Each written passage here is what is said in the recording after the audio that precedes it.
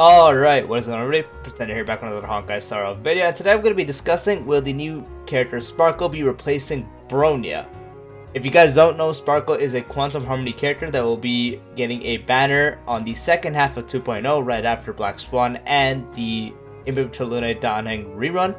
And if you guys don't have a general idea on her kit, I do have a build guide that will be in the description below if you are interested. And to give a TLDR, her kit is a offensive support that does fix skill point issues because she overcaps them and provides them.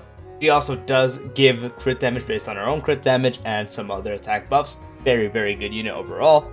And if you guys don't know about Bronya, she also does give crit damage based on her own with her ult, and she also has skills that increase damage dealt.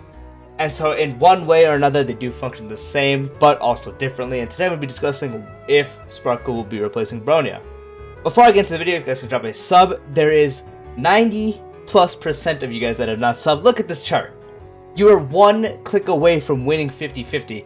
Look at that. Look at how many people did not win 50-50 compared to the people that did win 50-50. Just one click is insane. And yes, if you guys drop a sub, it would be greatly appreciated. Let's get straight into the video. So as I did mention, Sparkle is a Harmony Quantum character. She increases crit damage of a single ally by 24% of Sparkle's crit damage plus 45% less per turn. So as you see, based on more crit damage she has, she will be providing more of a buff. She also advances forward the ally's action that you use the skill on by 50%. Her ultimate will recover 4 skill points, so very good for skill point hungry characters, and grants allies this thing called Cypher. And when anyone with Cypher triggers the damage boost effect provided by Sparkle's talent, each attack addition increases its effect by 10% less for 2 turns. And obviously, to know what that is, we have a talent right here when she's on the battlefield. Additionally, increases the max number of skill points by 2. So instead of having 5 max skill points, you have 7. Whenever an ally consumes a skill point, all allies' damage increases by 6%, lasting for 2 turns and can stack up to 3 times. So again, with the ultimate, you pair them together, and that 6% goes up to 16%, stacking up to 3 times, lasting for 2 turns for the ultimate. So as I mentioned, overall she is a offensive support that can advance forward allies' actions by 50% and overcap skill points, making skill points issues non-existent.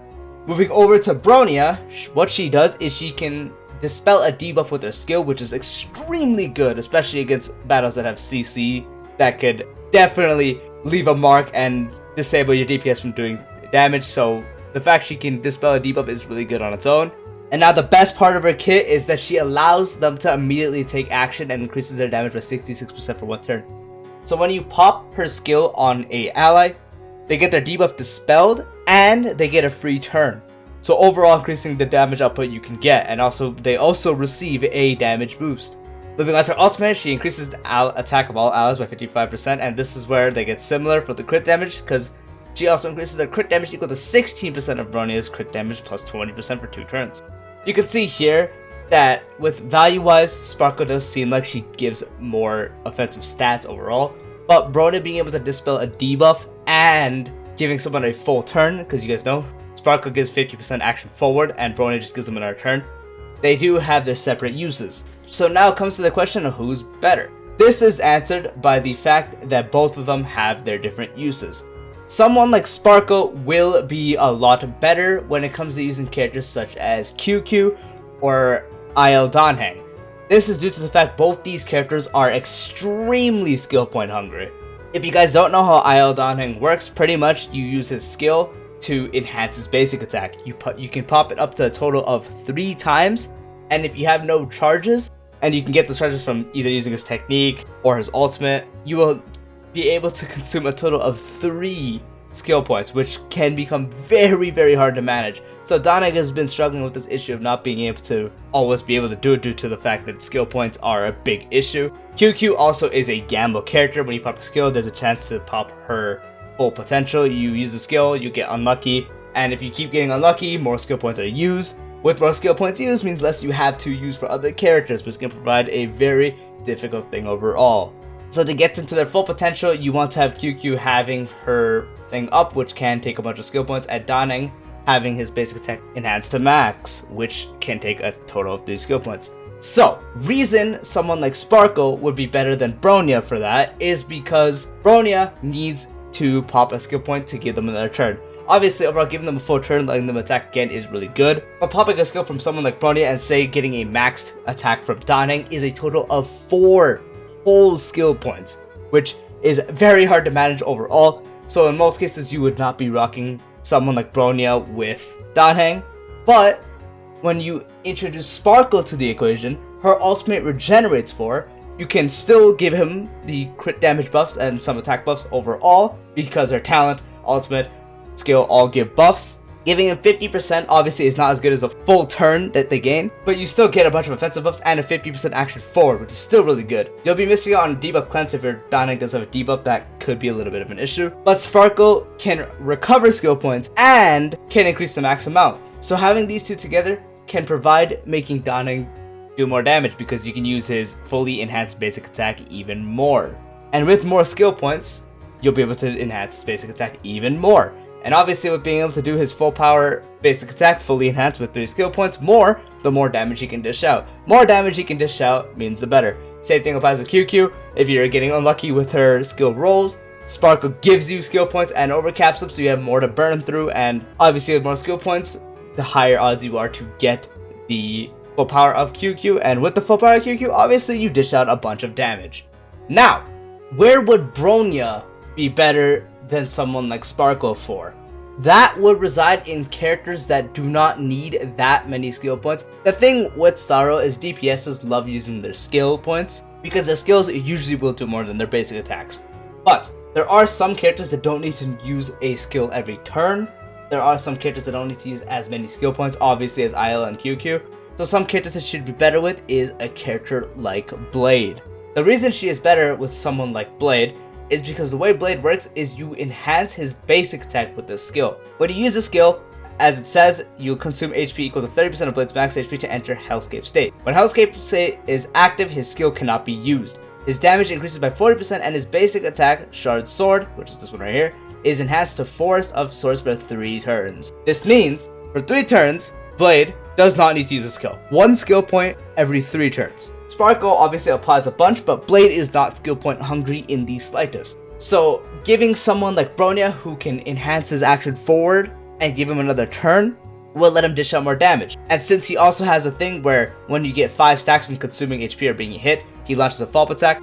Using his basic attacks when it is enhanced by a skill, when you are in Hellscape and you have Forest of Swords, that will count as a charge and it'll be easier to give him. So you can attack with Blade, gaining 1 stack.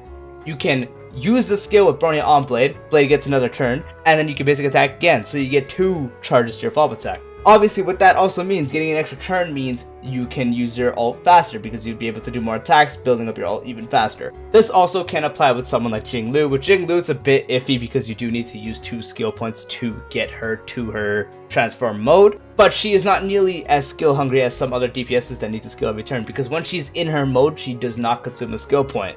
As you see, you obtain 1 stack to, once you use a skill, you do damage to a single enemy and you obtain 1 stack. As you see, when you have 2 stacks, you enter the Spectral Transmigration state and her action advances for about 100%. So pretty much when you get 2 stacks, you enter the mode, you get a free blast here. As you see, it's way stronger than this one because it becomes AoE, becomes very strong, and this does not consume skill point. So with someone like Bronya, obviously you could run out of stacks faster, but you'd get to dish out more damage in the long run. So Bronya would be better with someone like Jinglu and Blade just because they are nowhere near as skill hungry as some other DPSs. That is not saying you can't run them with Sparkle. Sparkle is still a very, very, very good option with them, but Bronya would provide a better use overall because you do not need as many skill points with these two as you would compared to like these two. Same with DPSs like Jingwan, where you always want to be using skill to build up Lightning Lord stacks. Doctor Ratio, where you want to be popping your skill practically always,